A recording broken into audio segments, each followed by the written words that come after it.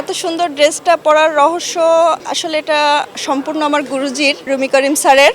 তো সব get up তার আইডিয়া, সে যেটা ভালো বুঝছে আমাকে সুন্দর লাগবে তো সেটা। আর আমাদের তো আজকে অনুষ্ঠানে পার্টিসিপেট করছি, একটা প্রেজেন্ট শো করছি আমরা, তো গেট আপটা সেই জন্য নেওয়া না। আমি এখনো সেরকম রূপচর্চা করি না, যদি মিডিয়াতে যাই তাহলে হয়তো করতে হতে পারে, কিন্তু এখনো আমি ওরকম ভাবে রূপচর্চা করি না ভাইয়া। পার্লারে যাই, মাসে হয়তো একবার যাই বুড়োটা মানে ফ্লাক করতে, তাছাড়া আর যাই না।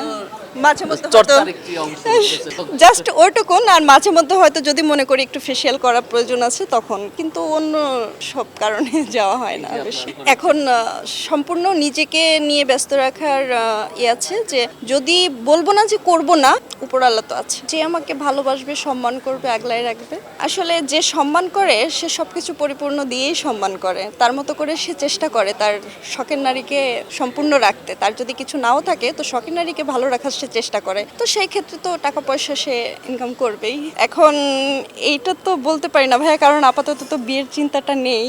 যেহেতু আমি নিজে ইনকাম করব, তো তার ইনকামের প্রতি তো আমার অত ইন্টারেস্ট থাকবে না ভাইয়া।